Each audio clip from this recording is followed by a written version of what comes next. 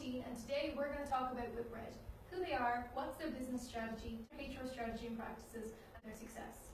So, Whitbread was first established in 1742 when Samuel Whitbread established his first brewery, now predominantly known for their hospitality and barista chain.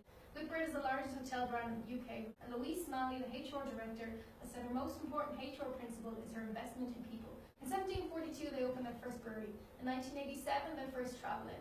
In 1995 they acquired Costa Coffee, and in 2004 they purchased Premier Lodge, which they merged to make Premier Inn.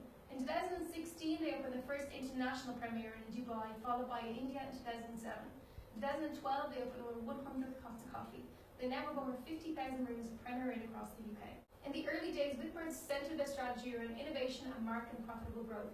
They opened their second brewery and they opened products such as ale and beer, and then purchased 26 smaller breweries around 1971. In 2001, Whitbread reinvented their strategy.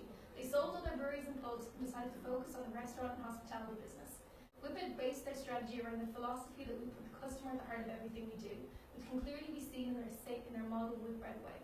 I'm going to be going over the business strategy and also critiquing it.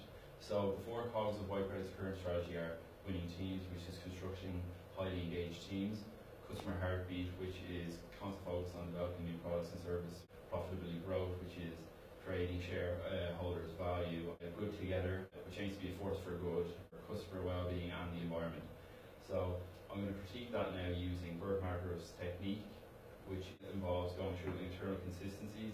Does the policies within the company align with the business strategy? An example would be they're looking to introduce 3,000 new jobs across the UK annually. Second would be external environments. How has the strategy adapted to external factors? An example would be they've invested 4 million on energy savings.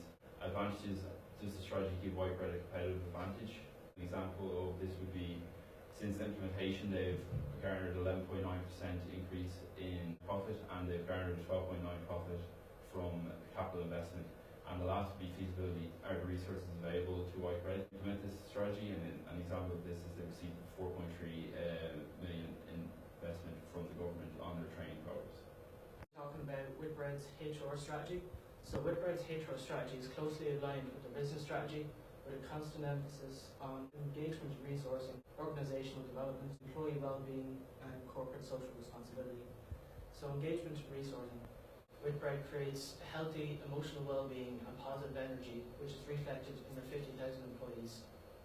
Organisational development. Whitbread's HR strategy outlines how the company plans to implement programs to maximise group synergies, with a focus on delivering consistently good customer experience. Employee well-being.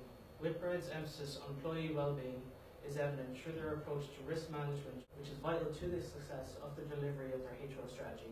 Whitbread's risk management appears at each level of their Whitbread Way model. In 2013, Whitbread identified 21 risks, and in 2016 they brought that down to just 14 risks.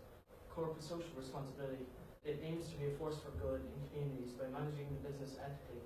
Whitbread's HR strategy stems several HR practices. I'm going to focus mainly on resourcing, development and performance management. The resourcing model is all based around customer centricity. In 2012 and 2013 they were actually awarded for the UK's Best Resourcing Initiative. In 2015 they invested £12 million in training for their employees. And on performance management and appraisals, they have several systems set up to award high-performing individuals, mainly around graduate programs. There's a huge emphasis on bundling. If you look at Whitbread's winning team strategy, which is to build highly engaged, customer-centric teams, they do this by enforcing a high-performance work system aimed at making a positive impact to the organisation in terms of productivity and customer service. Resourcing, development and rewards. Resourcing through recruiting the best customer-centric people. Training by investing in training so they can reinforce that strategy of customer centricity, and rewards by rewarding behaviours that reinforce the winning team strategy.